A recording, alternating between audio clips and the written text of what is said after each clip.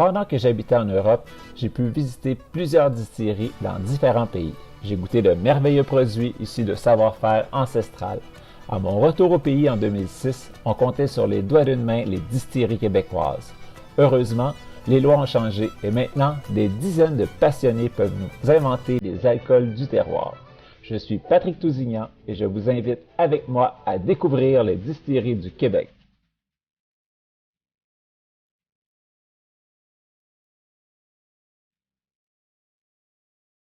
Bonjour, ici Patrick Tousignan pour découvrir les distilleries du Québec en confinement. Aujourd'hui, je suis avec Dominique Proulx de la distillerie des Trois-Lacs à Salaberry de Valleyfield. Salut Dominique! Salut! Ça Comment va ça? bien? Ben oui, toi? Oui, moi aussi, merci. Yes. Donc, toi, la distillerie des Trois-Lacs, c'est dans le coin de Salaberry de Valleyfield, c'est ça? Oui, ouais, exactement, dans le sud-ouest, directement dans le sud-ouest du Québec, à Salaberry-de-Valleyfield. On est à peu près à 1 heure de Montréal, là, vraiment dans le sud-ouest. Là. Petite région, petite ville, super le fun, super tranquille. Une belle place pour démarrer une distillerie. Puis le nom des Trois-Lacs, c'est Oui, c'est Saint-François, les des trois lacs, dans le Deux-Montagnes, fond, qui entourent un peu la région. On parle de Vaudreuil-Soulanges surtout, mais aussi du Suroît puis de la ville de Salaberry-de-Valleyfield. Fait que c'est vraiment le lac Saint-François, Saint-Louis, puis des Deux-Montagnes qui est plus au nord, là, entre Deux-Montagnes et Vaudreuil. Là. Fait que c'est OK. vraiment typographique là, vraiment de la région, là, la distillerie des Trois-Lacs. Là. Puis comment vous est venu le flash de partir une distillerie, là? Écoute, on a eu le flash en 2016 environ. Ça fait de là 4 ans. On a pensé démarrer ce projet-là. On est trois amis, on est trois partenaires là-dedans. Puis ça a commencé un peu par une soirée bien arrosée, comme tous les projets démarrent finalement. Fait ouais, c'est une idée folle de partir ça. Puis on a tout le temps été quand même des grands amateurs de spiritueux. De whisky puis de gin vers, le début du projet. Parce qu'on voyait vraiment qu'il y avait un essor dans les gins au Québec. On trouvait qu'il y avait un manque là-dedans. Fait que, on s'est dit, gars, pourquoi pas? On voulait démarrer quelque chose. Moi, on avait pas beaucoup de background, mais on a fait un peu de bière quand on était jeunes. Puis on se demandait est-ce qu'on parle d'une micro-brasserie ou une micro-distillerie. Puis on a vraiment été vers la micro-distillerie parce que ça avait l'air vraiment franchement cool. Puis qu'il y avait vraiment un marché à développer là-dedans. Puis ça a été quoi vos plus grosses embûches en commençant? Je dirais au début, c'était de trouver, le financement, un peu comme tout le monde, c'est de démarrer un projet avec le financement qu'on avait au départ, puis d'aller chercher un peu du financement vers les caisses pour se trouver, ou les banques pour se trouver un peu de financement pour démarrer le projet. Il y a eu ça. Il y a aussi le local, que ça a été vraiment un enjeu difficile. Là. Au début, on regardait vraiment dans la région de Vaudreuil-Soulanges. Mais selon les lois de la MRC, les distilleries sont comme prohibées sur, je pense, 90% du territoire. Fait que, trouver un bâtiment avec le bon zonage et puis tout, c'était vraiment difficile. Fait qu'on s'est tourné ici à Valleyfield. C'est eux autres qui sont venus nous chercher un peu, qui nous ont dit, bon, gars, nous, on a la plus grosse distillerie au Québec dans notre cas avec la Diageo. Fait que, ici, c'est pas un enjeu. Puis on fitait vraiment dans le cadre là, du développement de la ville là, qui se développe. Là, c'est une ville qui est un petit peu plus jeune, qui cherche un peu des jeunes entrepreneurs pour venir faire des projets funky comme ça dans leur ville. Fait que eux autres nous ont aidés à trouver un bâtiment. Puis nous ont beaucoup aidé là, à aller chercher du financement. Avec le CLD qui nous a aidés à démarrer, le SADC aussi. Fait que c'est un peu ça qui étaient les enjeux de départ. Puis, ouais, il y a les équipements à aller chercher, la formation à aller chercher aussi. Parce qu'on est trois partenaires, c'est trois amis, mais on n'a pas de background nécessairement dans le domaine brassicole. Fait que c'est d'aller chercher cette expertise-là. On est des passionnés, mais au-delà de la passion, mais ça prend une expertise. Fait que c'est d'aller chercher un peu ces trucs-là là, pour démarrer ce projet-là. Puis justement, où c'est que vous êtes allé chercher vos formations? L'aide, là, il y a ça, CLD, les villes qui ont aidé, mais Ouais. le reste, comment ça marche pour... Le reste, le projet s'est vraiment concrétisé quand on s'est inscrit à l'école de distillation à Chicago, le Siebel Institute of Technology, qui est une des plus grosses écoles brassicoles en Amérique du Nord. Puis c'est ça, ils ont fait un espèce de petit cours là, d'une semaine pour démarrer sa distillerie, parce qu'aux États-Unis, c'est fort populaire aussi là, depuis des années. Là. Fait que, on a été suivre la formation là-bas à Chicago une semaine. Les trois, on est partis les trois. Ça a vraiment mis la pédale dans le fond, dire OK, ben là, on ne peut plus vraiment reculer en arrière. Fait qu'on y va. Puis on a eu du fun là-bas. C'était vraiment cool. Une belle petite formation. Puis c'est ça. Après, on a fait beaucoup de visites, je dirais, sur la côte ouest, pas la côte ouest, la côte est américaine. On était à Boston, on était dans le Vermont. Il y a beaucoup de micro-distilleries qui démarrent et qui sont là-bas. Fait qu'on a fait un petit trip là, d'aller voir. Ça fait partie de ça aussi. Puis on a rencontré Chris de Silo Distillery qui est au Vermont. Pour ceux qui le connaissent, qui ont déjà passé par là, commence à jaser avec lui, puis c'est devenu un peu mon mentor, qui m'a aidé un peu à démarrer la distillerie, puis si j'avais des questions au niveau de distillation. Puis j'ai même été passé avec Nicolas, un de mes partners, on était passé une semaine là-bas pour vivre, c'était quoi une distillerie, puis une espèce de stage, puis aller l'aider, découvrir comment ça se fait, avant de démarrer ce projet-là, d'aller chercher de l'expertise là, c'était vraiment cool. OK. Mm-hmm. Et puis, fait que là, vous êtes arrivé, votre base, c'était que vous voulez faire du whisky, mais pour aller vite sur le marché, le whisky, ça fait au moins 3 ans. Fait que vous avez dit, on va se faire un gin. Oui, ben écoute, le whisky, au début, on le voyait plus rapidement, mais plus ça avance, plus on le voit peut-être un projet de long terme. Mais on voulait vraiment faire du gin, pour... parce qu'on est tripeux de gin aussi, puis c'est un produit aussi qui se vend super bien. On a mis vraiment beaucoup d'efforts à la production de gin pour commencer. Comme le whisky, on ne l'a pas entrepris encore. On s'avait donné 2 ans. Ça fait même pas 1 an qu'on est démarré. On se donne un peu de temps encore. Puis, moi, le whisky, c'est sûr que je vais en faire éventuellement parce que c'est un projet trippant. C'est un projet qui est coûteux, par exemple. Oui, éventuellement, il va en avoir. Dans combien de temps? On ne le sait pas. On a mis ça un peu de côté, puis on veut vraiment se concentrer sur les produits qu'on fait présentement, puis avec le nouveau gin qui arrive, puis d'essayer de faire des bons produits. Puis quand j'aurai assez d'expertise pour me lancer dans la production de whisky, ben, je le ferai. C'est plus comme un rêve de vie, là, le whisky, d'avoir, est-ce que ça va être fait dans cet alambic-là, ça va être produit ici, je ne le sais pas encore. Mais est-ce qu'on va en produire peut-être des petites quantités ici, juste pour, un peu comme les Américains le font, aller travailler des espèces de barils funky, des vieillissements un peu plus funky, puis sans attendre 7-8 ans avant de sortir quelque chose, ou 3 ans. C'est ça qu'on est en train de penser. Mais on y pense, mais pas trop haut. On continue à donner beaucoup d'efforts au gin parce que c'est ce qu'on fait présentement puis c'est ce qu'on aime faire. Qu'on met beaucoup vraiment d'efforts là. Puis le whisky, ben, ça va venir. Quand on ne le sait pas, mais éventuellement, ça va venir. Tu veux me parler justement de ton premier gin qui est en SAQ? Oui, exactement. Le gin 3 lacs citron tournesol. On l'a changé un peu de nom. Avant, c'était le gin 3 lacs. Là, on a changé un peu la nomenclature pour citron tournesol pour un peu classifier le gin parce que vu qu'on avait un autre gin qui s'en venait, qui est pamplemousse romarin, on voulait vraiment distinguer les deux. Puis, on a changé aussi l'étiquette. Il va y avoir une différente étiquette. Ça, c'est la nouvelle étiquette avec plus les ingrédients qui sont marqués dessus. Fait qu'on va la changer tranquillement. Ça va être vraiment le gin citron tournesol. C'est un gin. Notre premier gin que j'ai fait, c'est un gin qui est vraiment basé plus sur le genièvre. Je vais aller chercher plus le côté dry gin que d'autres choses. Fait qu'il y a vraiment une grosse concentration en genièvre. Moi, ici, je broye mes genièvres aussi. Là, mes billes sont broyées et sont macérées pendant 24 heures avant distillation. c'est un peu la procédure qu'on fait. Le tournesol, ça vient d'où?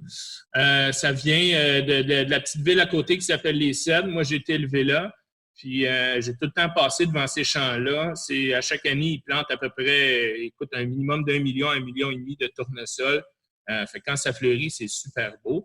Fait que, sur la bord de la route, fait que, c'est comme une idée que Nicolas a eue d'utiliser le tournesol, que ça pourrait être une bonne idée pour aromatiser le gin. On voulait faire un gin qui a un côté frais avec le citron, mais aussi qui a une espèce de rondeur qui vient apporter, on utilise la graine de tournesol surtout, là. Fait que ça apporte un côté huileux, plus rond au gin, hein, pour se démarquer aussi. On utilise aussi les écorces. On n'utilise que des écorces de citron frais biologiques.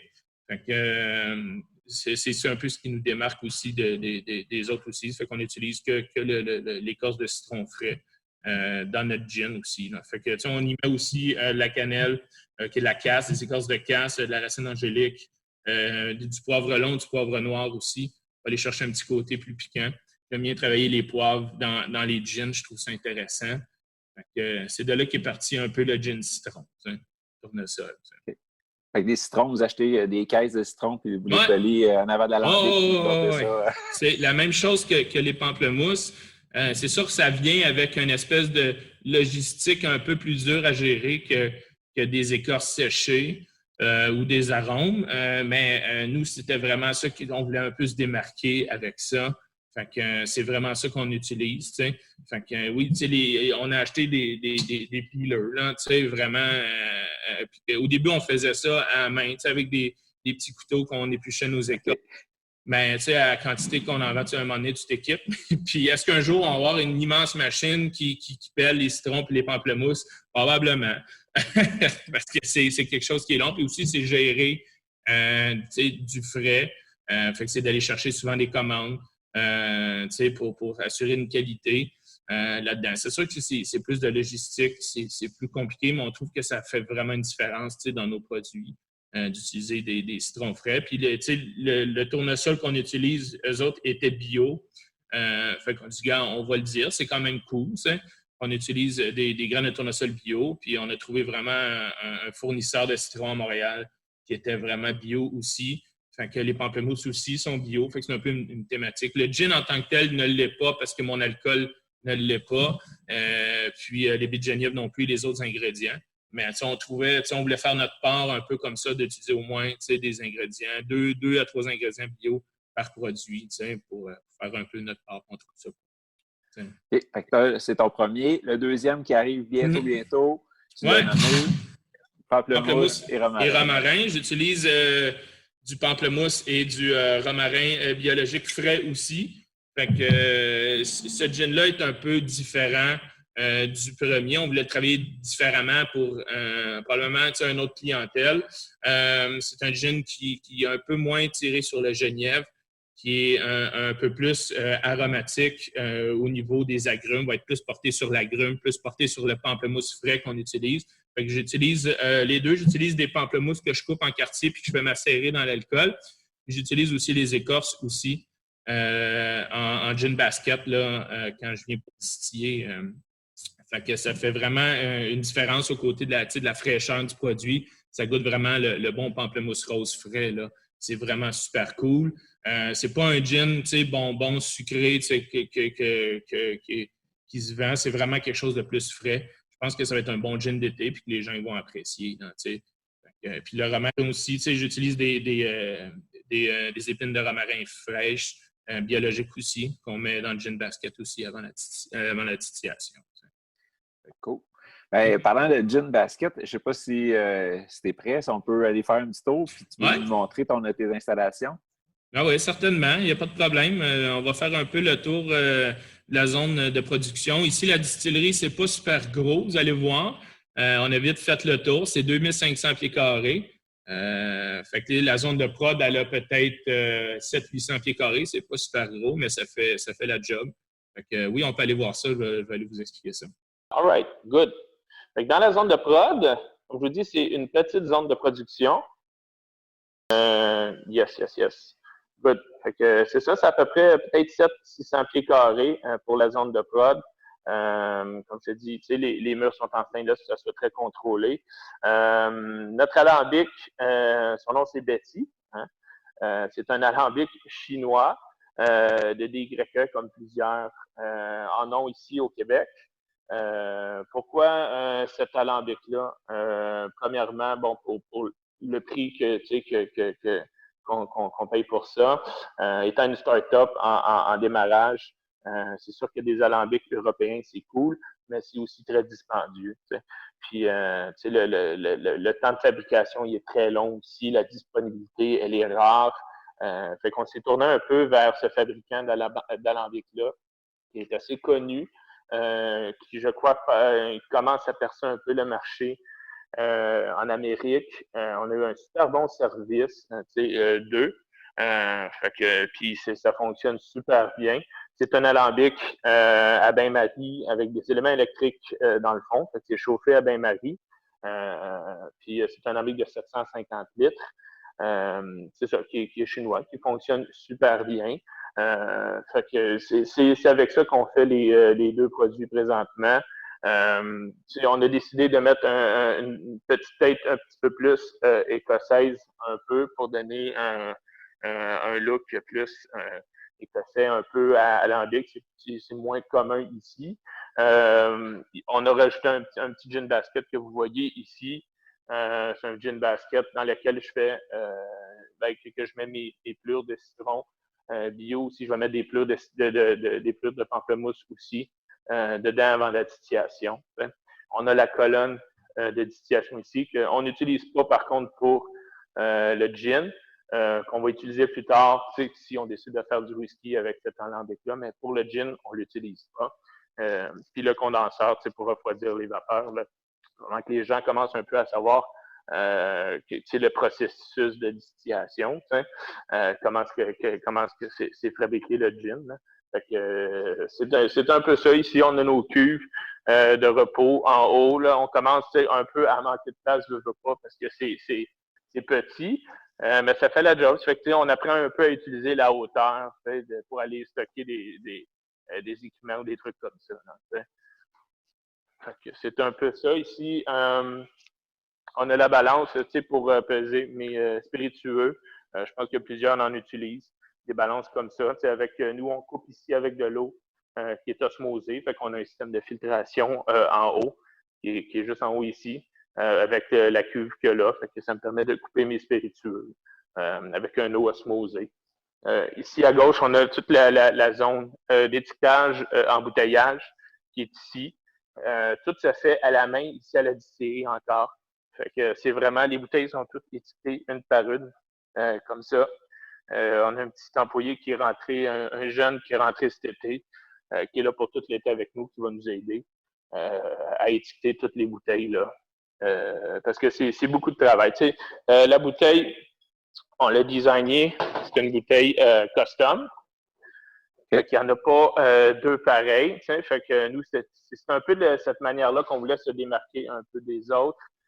C'est en fabriquant notre bouteille custom. C'est Pigeon Brand à Montréal. On a travaillé avec eux autres. On savait ce qu'on voulait. Et eux autres, ils ont mis un peu une petite touche pour fabriquer la bouteille, designer la bouteille comme on la voulait. Fait que c'est une bouteille qui est custom. Comme je vous dis, quand on a sorti le gin pamplemousse, on leur a donné le contrat de fabriquer un peu, de designer la bouteille un peu de la même manière qu'on l'avait fait avec le gin citron. Mais ils sont arrivés avec des espèces de dessins dessus vraiment cool. Fait que on a vraiment été intéressés par ça. Fait qu'on l'a comme un peu transféré aussi sur la bouteille de gin citron là, par la suite. C'est ça, sur la bouteille, les noms des trois lacs qui est vraiment comme gravé exactement. autour. Exactement. Le nom des trois lacs est gravé en haut avec vraiment le signe dans le milieu. C'est un peu comme ça qu'on le voulait. Distillerie Trois Lacs qui est marqué ici sur le top ici. C'est une super belle bouteille qui a ses parts de défauts à étiqueter. C'est que c'est long aussi. Il n'y a pas de machine encore semi-automatique qui étiquette cette machine-là. Tu sais, c'est encore nous qui étiquetons chaque bouteille à la main. C'est pas comme une bouteille ronde que tu mets l'étiquette n'importe où. Il faut qu'elle soit vraiment à la bonne place et centrée. Exactement. Tu sais. Puis, tu sais, il y a vraiment 3 étiquettes. Là. Tu sais, il y a la petite languette en haut, il y a le triangle étiqueté, puis il y a la languette du bas. Fait que ça sont part de défis. Tu sais, on a commencé à voir certaines machines qui étaient capables de faire les 3. Fait que, éventuellement, je pense que ça va prendre ça, là, à la quantité peut-être qu'on va vendre. À un moment donné, on ne suivra plus là, à étiqueter des bouteilles à la main. Fait que, il va falloir s'équiper pour faire ça. T'sais, on n'a pas le choix. Et puis, est-ce que vous avez une espèce de petite boutique chez vous qu'on peut aller acheter des produits, vous visiter? Oui, exactement. On s'est équipé on a fabriqué un peu une espèce de petite boutique où on reçoit les gens. C'est plus de la clientèle locale ou des gens qui veulent venir ici. Au début, on a vraiment eu beaucoup un gros flot de personnes qui sont venues parce qu'ils étaient intéressés à venir voir, comment c'est fabriqué le gin, mais aussi voir, de jaser avec la personne qui le fabrique aussi. Fait que c'est vraiment plus une petite boutique locale là, qu'on a fabriquée pour les gens qui viennent ici et qui veulent une expérience. Puis votre gin pamplemousse, est-tu déjà à vendre à la boutique? Bien là, vous êtes fermé pour le confinement ou vous avez commencé à ouvrir? C'est ça, on était supposé ouvrir pour la saison estivale, mettons de mai à septembre. On a décidé de retarder ça un petit peu, l'ouverture de la boutique, pour des raisons évidentes. Oui, on va faire un premier lancement du gin pamplemousse éventuellement. Peut-être d'ici début juin, on aimerait ça faire un premier release ici à la distillerie. Fait que les bouteilles vont être limitées parce que j'en envoie beaucoup à la SAQ. Comme je dis, il y a une première commande qui part mercredi. Mercredi dans 2 jours pour la SAQ. Fait que ça va. On va essayer d'en produire un petit plus pour être capable d'en vendre ici, là, à la distillerie. Okay. C'est suivi-nous. Normalement, début juin, on devrait annoncer la date qu'on va mettre en vente le gin pamplemousse. Puis là, un petit peu à droite, on voit, je pense, les épices que vous utilisez dans le gin. Oui, exactement. Ça, c'est pour le gin tournesol. On a la coriandre ici. C'est de la coriandre en grains. Je pense que plusieurs en utilisent. La baie de Genièvre, les gens commencent à savoir un peu ce que c'est. C'est pour faire le gin, ça prend des baies de Genièvre. Le poivre noir qu'on utilise, racine d'angélique, les écorces de casse, le tourteau de tournesol, on utilise le tourteau de tournesol aussi, qui est un procédé. Eux, la ferme où on agite, font de l'huile de tournesol. Fait que ça, c'est un peu le résidu, un peu d'après pressage de la graine de tournesol pour faire. Eux autres, ils extraient l'huile. Fait que nous, on prend ce résidu-là pour aromatiser notre gin aussi. On en met quand même beaucoup. On met aussi des graines de tournesol ordinaires. T'sais. OK. Ces deux-là, le tournesol, c'est tout en macération? C'est pas dans le gin basket? Non. C'est qu'en macération. Comme je dis, dans le gin basket, pour le gin citron, j'utilise des baies de Genièvre. En gin basket, j'utilise des baies de Genièvre, de la coriandre, puis des écorces, les écorces de citron, surtout. Puis le reste, ça va tout en macération. Même il y a des baies de Genièvre aussi en macération. Comme je dis, moi, je craque un peu mes baies de Genièvre en macération parce que je trouve que ça donne un petit goût plus intense en Genièvre. Dans le gin pamplemousse, en gin basket, j'ai seulement les écorces.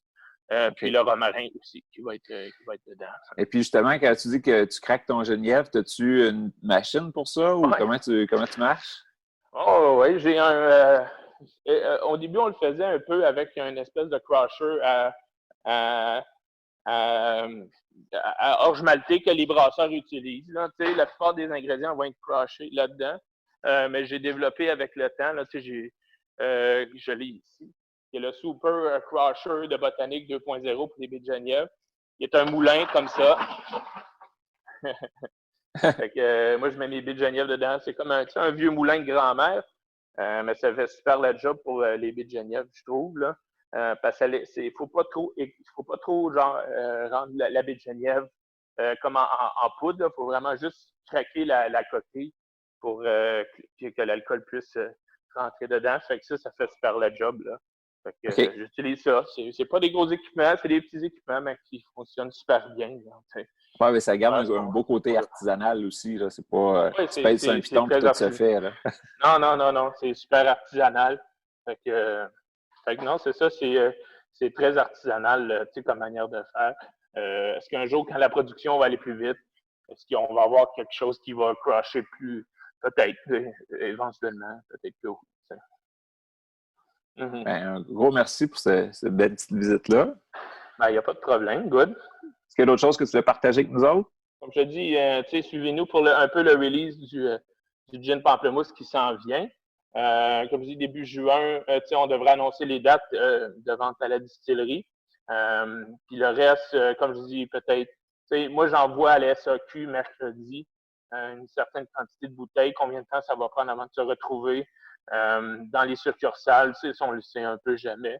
Fait que, pour calculer 3 à 4 semaines, là, facile, avant que ça se retrouve dans votre succursale. Demandez-le si jamais vous ne le trouvez pas, là, mi-juin, là, fin juin. Là. Fait que devrait être dispo. Là. On va essayer d'en envoyer le plus possible partout. Cool. Ben, un gros merci. Puis c'est ça, on va vous suivre là, pour savoir quand est-ce que ça rouvre, quand est-ce qu'on peut se présenter sur place, puis aller vous jaser avec vous autres en goûtant. Là. Ah, exactement. Puis comme je dis, éventuellement, on ne l'a pas fait cette année, l'année passée on l'a fait, mais on a organisé un peu des petits tours de la distillerie. Vous pouvez faire un petit groupe, vous pouvez nous appeler. Mais on en a un peu aussi qui viennent d'ailleurs. Surtout qu'on fait des releases, des lots 1, ben, là, il y a des gens qui se déplacent de loin pour venir chercher leur bouteille. fait que non, c'est ça. Fait que c'est un peu réservé à ça. Puis il va y avoir d'autres produits. Je commence à travailler sur un peu d'autres produits autres que le gin et le whisky qui vont s'en venir incessamment plus tard dans l'année, peut-être l'année prochaine. Je ne suis pas pressé de sortir quelque chose. J'aime ça prendre mon temps, que ça soit vraiment comme que je veux, puis parfait. Ah ben, j'ai bien hâte de découvrir ton gin pamplemousse. Ah oui. Ça doit être rafraîchissant et agréable. Là. Fait que, ouais, je pense que c'est un gin plus d'été. Comme je te dis, c'est différent que l'autre. Pour aller chercher peut-être une autre clientèle, une clientèle un peu plus différente que le premier. Puis non, c'est plus rafraîchissant. Avec Anthonic, c'est vraiment cool. Fait que non, c'est vraiment quelque chose de plus, comme je dis, plus porté sur la grume, plus aromatique, plus distinctif. Est-ce qu'il y a des toniques que tu as fait des tests à date, puis tu te dis, ah oui, celle-là, il fait vraiment bien avec, puis... Moi, j'utilise beaucoup, ici, on utilise beaucoup les toniques de 1642, parce que, ça vient d'ici, puis, on connaît bien le propriétaire qui est vraiment cool. Ça marche super bien avec ce tonique-là. Mais je pense qu'il s'amalgame aussi avec n'importe quel tonique, là, qu'on trouve sur le marché, là. Le 1642, il est vraiment très cool. Puis, c'est fait ici, en plus. Puis toi, tu parles comme l'original, le 1642, c'est pas au zoo? Ouais, le tonic 1642. Non, c'est ça, le tonic 1642 original. C'est souvent lui que j'utilise. En plus, c'est comme ça que je le vois. Et aussi, on travaille avec un mixologue aussi qui va nous sortir. On va sortir, puis ils peuvent suivre la page Facebook, on va mettre, ou Instagram, on va mettre aussi des petites fiches cocktails qu'on a travaillé avec un mixologue pour aider les gens à se faire des petits cocktails à la maison puis trouver ça cool. Fait que, comme je dis, le gin pamplemousse, je l'aime beaucoup en tonic. Le gin citron aussi en martini est super bon. Moi, je suis un amateur de dirty martini, fait que moi, j'y rajoute un petit peu plus d'olive, un peu plus de jus d'olive. Je fais aussi des Bloody Caesar aussi avec. C'est franchement super bon. Quand tu commences à faire des Bloody Caesar avec du gin, tu laisses tomber la vodka assez rapidement. Là. c'est une autre expérience, c'est vraiment bon. Fait que non, c'est cool. Là, cool. Ben, merci beaucoup, Dominique. Il n'y a pas de problème. Ça a été très agréable comme rencontre. All right. Ben, merci à toi, puis merci de nous donner cette plateforme-là pour jaser avec les gens qui te suivent et qui veulent découvrir un petit peu plus la distillerie. C'est super gentil. Ça fait plaisir.